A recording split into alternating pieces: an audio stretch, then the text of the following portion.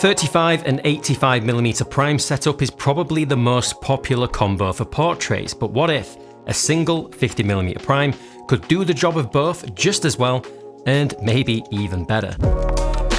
In this video, I'm going to try and convince you that for portrait photography, a single 50mm prime is often not just enough, but actually the better option over carrying both a 35 and an 85.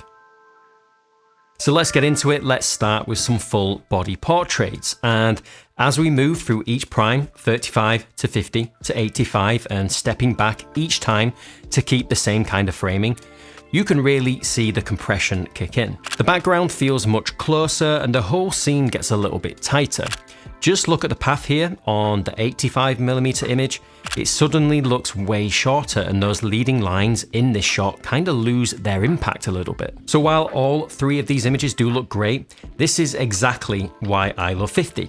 It really does feel like the best of both worlds, because we keep those longer leading lines and sense of depth and that 3D look that 35 gives us, but we also get some of that nicer compression from the 85, pulling the background in without it being huge or completely blocked by our subject like it is on 35.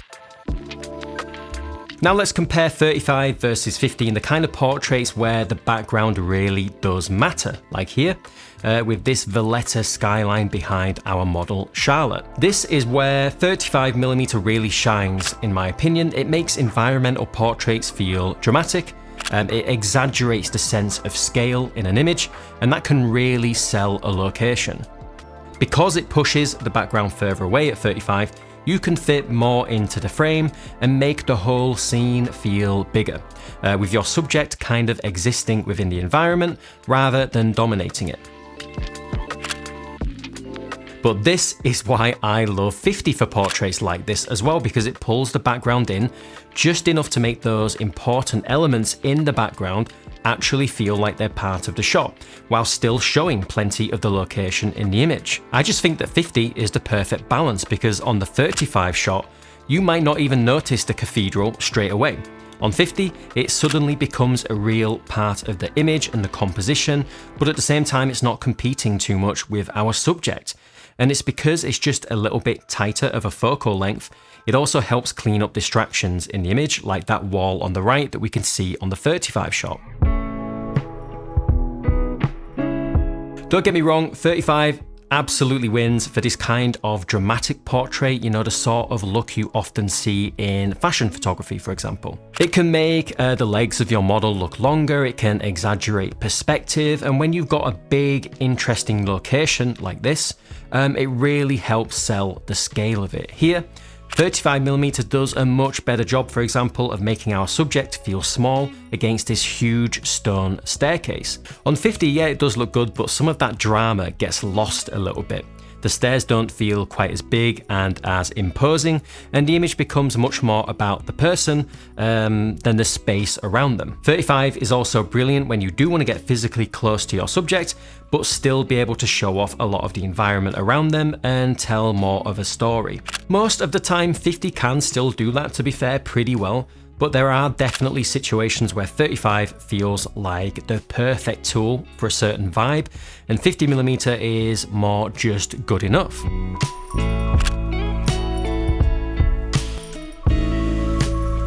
So yeah, 50mm can do a great job of pulling in interesting backgrounds in portraits.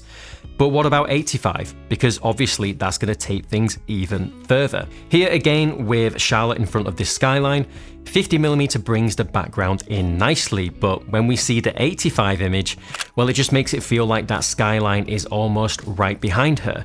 And it also cuts out even more of the distractions in the shot for a much cleaner composition. But this is also where 85 can maybe go a little bit too far for me, because whilst the separation looks fantastic, some of that sense of scale and depth, I think, starts to disappear. To me, 50 still feels like the better balance. The working distance gives you enough compression to make the background feel important. It's got enough depth to keep the image feeling three-dimensional, and still, it gives you plenty of focus on the subject. Because yeah, these 85mm shots do look amazing, but at this point, I actually think the background might be starting to steal a little bit too much attention from our subject. but let me know what you think down in the comments. One thing worth mentioning as well is that if you're shooting an 85 1.4 prime wide open, you can end up blurring that pulled in background so much that it almost defeats the point.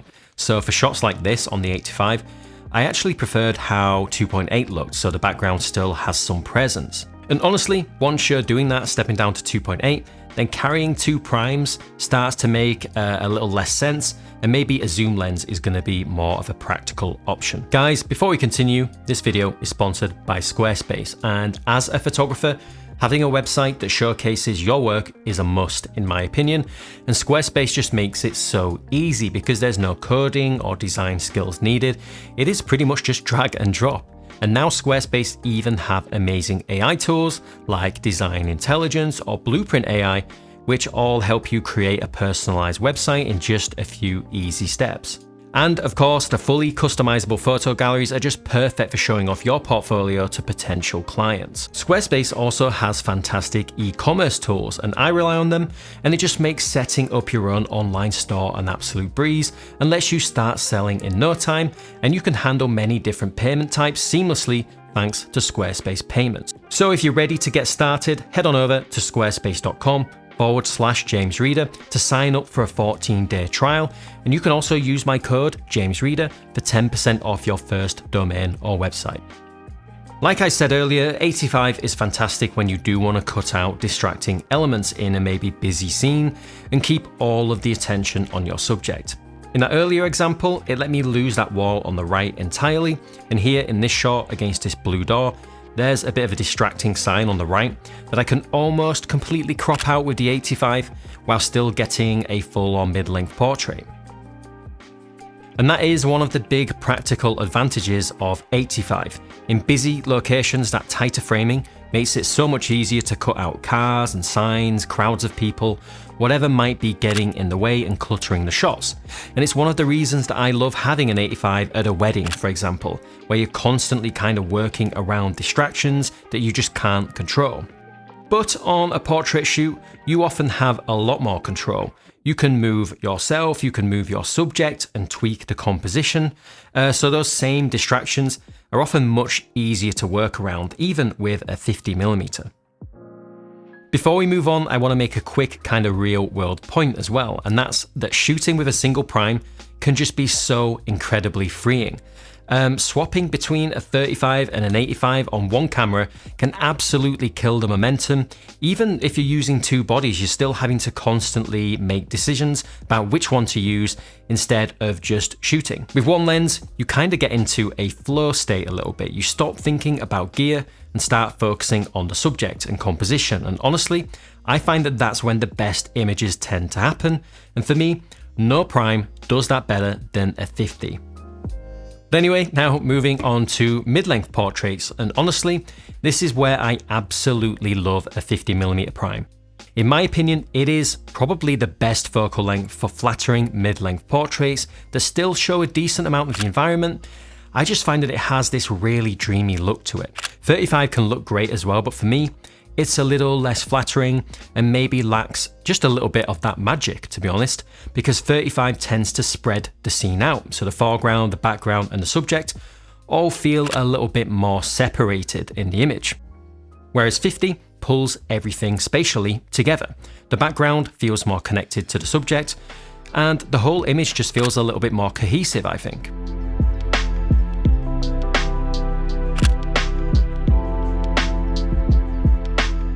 Even here in this slightly wider shot, I just love how the composition comes together nicely and looks even cleaner on the 50. We've got a bit of the bushes framing on either side, and then the pillars in the background also framing a little bit. It all just feels a little bit cleaner and more intentional on the 50. 50 is also amazing for creating depth in portraits, especially a fast prime. I love adding little bits of out of focus foreground interest to frame a subject, and 50 just handles that beautifully in my opinion. You can do this at 35 as well, of course, but as you can see, even at 1.4, those foreground elements often stay fairly large and recognizable in the image.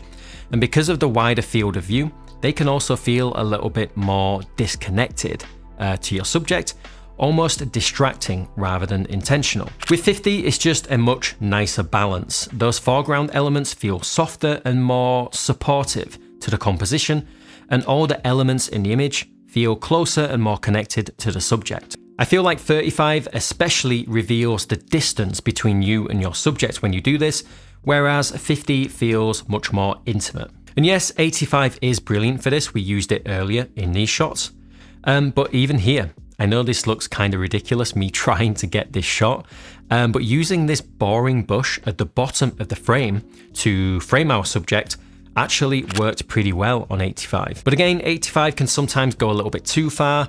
Those out of focus foreground elements can get so enlarged and magnified that they start kind of taking over the frame. Which again brings me back to my original point that 50mm just feels like the sweet spot for this. But anyway, let's move on to headshots, one of the most important things to consider, because there's probably a clear winner here out of these lenses, right? Well, maybe not. First, here's 35, here's 50, and finally, 85mm. And honestly, I mean, there isn't really a clear winner. It just kind of comes down massively to your personal preference and the kind of look that you are going for. Now, maybe I am a little bit old school, but I will say that I think that 85 is the most classically flattering of the three shots. Facial features feel a little more proportionate, and it gives you that traditional portrait look that photographers are used to seeing. With 35, you can absolutely feel how close you are to the subject when taking a headshot, and that might be exactly what you want if you want something that feels kind of intimate and more immersive, but facial features are definitely getting exaggerated a little bit more, and how flattering that is will depend a lot on your subject's face. 50mm again feels like a really solid middle ground. I wouldn't normally shoot headshots quite this tight on a 50, but it is still long enough to start to kind of get that more flattering classic rendering. But I can't deny that the biggest strength of 85 here is that it just wipes out distractions. Everything falls away and every little bit of attention goes straight to your subject, which for a headshot like this is usually exactly what you want. Whereas 50 is just wide enough to still capture a bit of the surroundings in the frame. But to be fair, it is not just about what we think as photographers. What about the person who's actually being photographed? That's obviously super important as well, and they've often got their own preferences and they might not line up with ours all of the time. So let's see what our model Charlotte thinks. So I sent her over all three of these headshots with no information about what's different about them. I labeled them 1 through 3 and asked her to pick her favorite and tell me why she's drawn to it. Hi, so I've opened up the images in front of me on my laptop. Not much of a difference, honestly. The first thing that stands out to me, or one of the only things that is noticeable to me, is the color gradient and tones. And I would say the first one is probably first one's a lot warmer. Other than that, I would say maybe the second one is a bit more textured, so it's a bit crisper. I can see the texture on the skin a lot more. They're all fantastic shots, so very great, good, very, very good quality. And then for the HS1 and HS2, I genuinely can't see much of a difference between these two. If you told me they were shot on the same camera, I would totally believe you.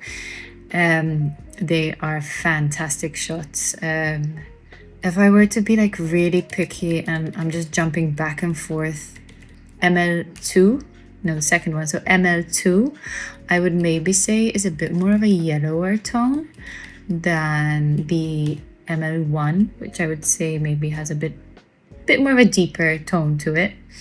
But that could also be in my mind. Sunlight could maybe make a difference there, but absolutely beautiful shots. Apart from slight color tone, I genuinely can't see much of a difference in anything else. They are great shots. I love them both. So yeah, maybe we photographers overthink this stuff a little bit because Charlotte didn't really notice any major differences here, despite these being shot on completely different lenses, including the 35, which most photographers definitely wouldn't call a headshot lens. She mainly noticed slight differences in colour and tone. And honestly, I think that says a lot because we can get really hung up on using the correct focal lengths and what's technically the most flattering, but sometimes the person in the photo just sees a photo that they like. So if you don't own the conventional perfect headshot lenses on paper like 85 and 135, don't let that stop you. Just take the shot. I promise you that most people will absolutely love the results regardless. And when I did ask Charlotte which one she would actually post out of the headshots, she picked the 50mm shot. It honestly feels like the perfect result for this whole video, and again kind of shows you that you can use a 50 for this and people will like it. Alright, so yes, I love 50mm, but I'll be honest, it is not always gonna work. In most situations today, I had the luxury of being able to back up as much as I needed to match the framing of the 35mm shot. But in the real world, that's not always going to be possible. Take this example in Malta. So I wanted to photograph our model Chai with this Vespa, slightly side on to really show off the shape of the bike. And on 35, no problem really, it was just about wide enough for me to get that shot. But on my 50mm prime, it was just too tight. I simply couldn't get the framing that I wanted. The shot still came out okay, I guess, but we've lost the bike, and 35mm just gave me way more flexibility. In the end, I did change the composition completely and shot more front on, down the alley instead. And in that situation, again, typical me, I preferred the 50mm shot for the extra depth and pop that it gave. But this is exactly where having both a 35 and an 85 does make life easier. When you physically cannot back up any further, or you cannot get close enough to your subject for whatever reason. Same thing here, for example, I could just use the 85 to basically turn this red door into a backdrop, which would have been much harder to do on the 50. So yes, having both gives you more flexibility and access to those two really distinct looks that each prime gives you. But I do still think that there's something really nice about the consistency and the kind of cohesiveness you get when you just commit to a single 50mm prime, or really any one lens setup. Alright, so that's the end of me trying to convince you that a single 50mm prime might be all that you need for portraits. Now, of course, the reality is that having access to more focal lengths is never a bad thing.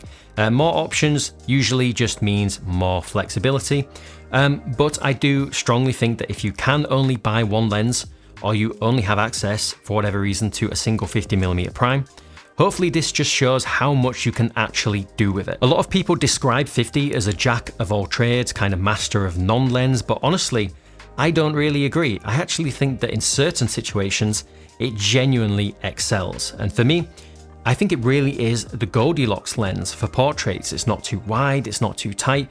It's just a really great balance. But let me know what you think. Are you a one prime kind of person, or do you prefer the versatility of a two lens setup?